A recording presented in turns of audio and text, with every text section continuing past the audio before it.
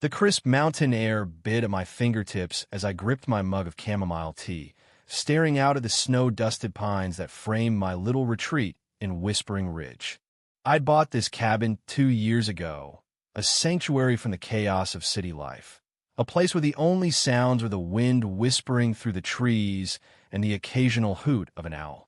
That peace shattered the night Claudia Hart knocked on my door. It was 7:12 p.m. on a Thursday, the sky already bruised purple with dusk. I just settled into my favorite armchair by the fireplace when a sharp rap startled me.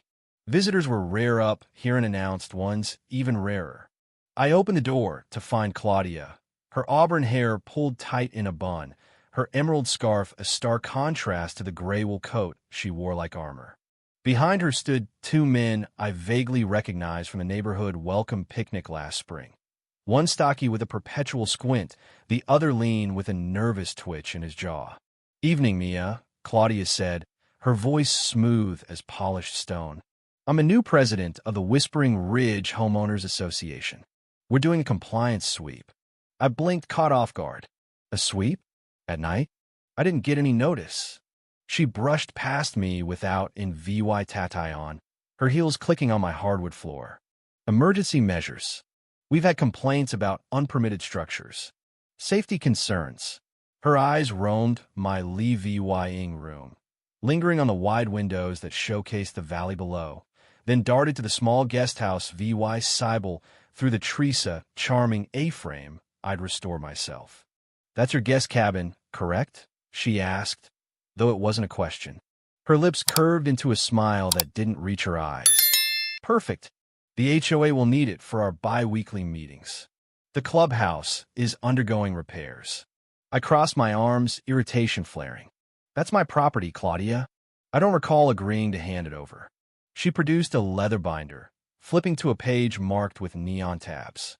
Section 9.2 of the bylaws. The association can requisition private spaces for community use during emergencies. It's all legal. The stocky man, I think his name was knotted like a puppet on string.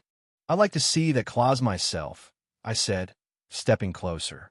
"And even if it exists, you can't just waltz in and claim my guest house. It's full of my stuffed family heirlooms, personal things." Claudia's smile tightened. "We'll need it cleared by Monday. Keys too. First meeting's Tuesday at 6 p.m. Seating for 15. Twitchy Mabe Greg? Piped up. We can store your items if you need help." My hands balled into fists. "I'm not GIVYing you anything. This is my home." The air grew heavy, Claudia's gaze sharpening. "Refusal is a violation, Mia. Penalties start Tuesday if you don't comply." She handed me a crisp notice, then turned on her heel, her entourage trailing her like shadows. As they retreated down my porch steps, my neighbor Paul emerged from the dusk, his black lab trotting beside him. "Looks like you've met the dictator," he muttered, watching Claudia's SUV peel away. "She's trouble.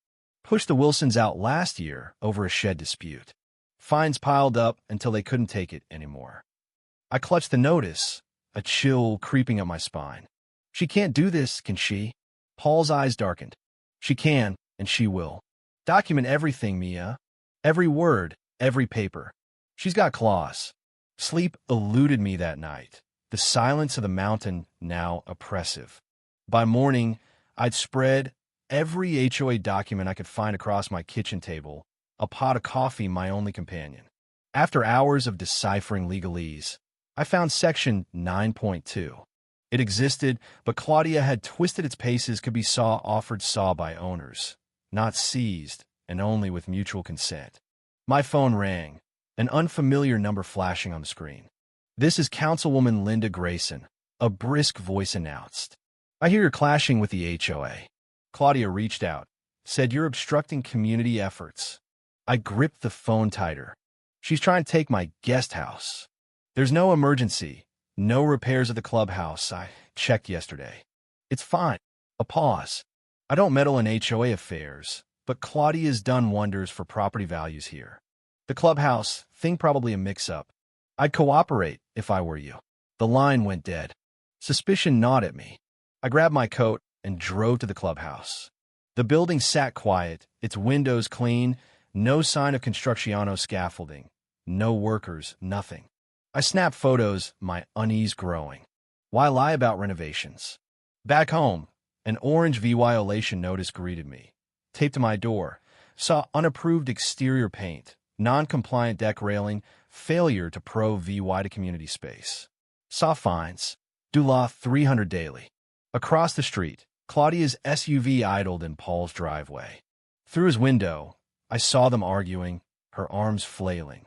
I dialed my brother, Ethan, a real estate lawyer in Denver. They're bluffing, he said after I recounted everything. HOAs can't seize property like that. Send me the doc-style draft as cease and desist. Meet me tomorrow at Ridge VYEW Diner, 10 a.m.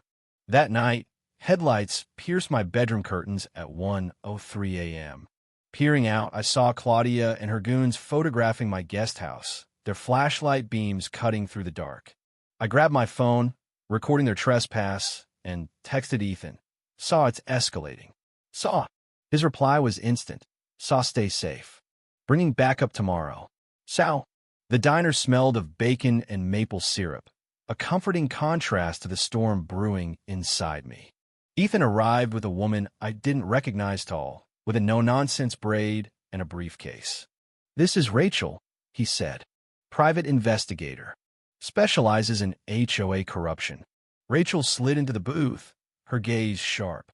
I've been tracking Claudia Hart for months. She's not just your problem, she's hit for other mountain communities. Same playbook. Fake emergencies, property grabs, insane fines. I handed her the violation notice. She's claiming my guest house for meetings, but the clubhouse is fine. And last night, they were on my land after midnight. Rachel's eyes narrowed. They're bold. I've got financials from 2 HOAs. She's infiltrated money trails to rental platforms. They're turning private spaces into tourist cash cows. Ethan leaned forward.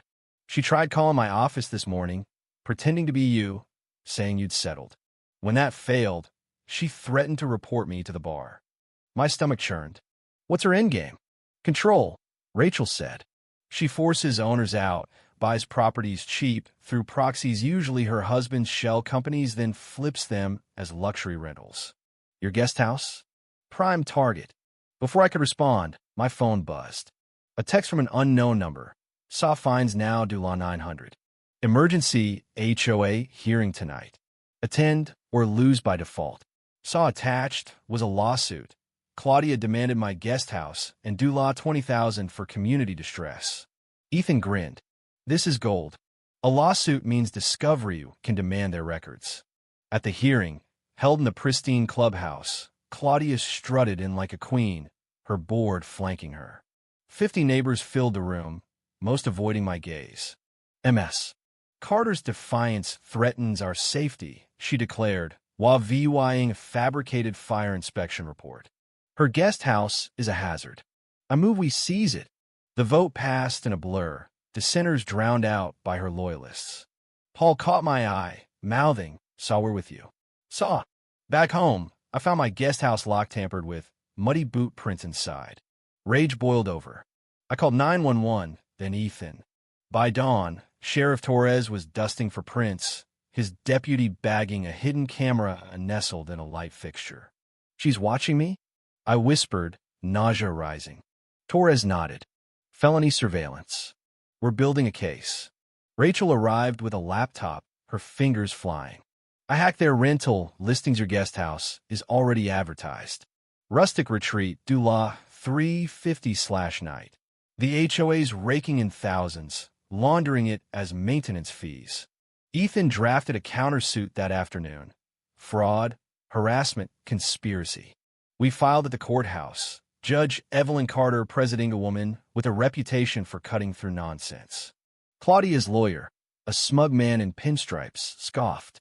This is a petty bylaw spat. Judge Carter's eyes glinted. Fraud isn't petty. Produce all HOA financials by Monday. No one touches MS. Carter's property until this is resolved. 2 days later, chaos erupted. Maintenance crews swarmed my driveway, claiming a gas leak. I ran out, phone recording. Your VYOLADing a court order. Claudia emerged from her car, feigning surprise. Miscommunication. They meant the clubhouse. Then why are they in my guest house? I snapped, pointing to a worker exiting with a bag. Judge Carter arrived unannounced, her presence silencing everyone. I issued a restraining order 3 hours ago. Deputy, arrest them. As handcuffs clicked, Rachel uncovered more. Claudia's network spanned 10 communities, her husband's firm buying foreclosed homes at auction. The profits?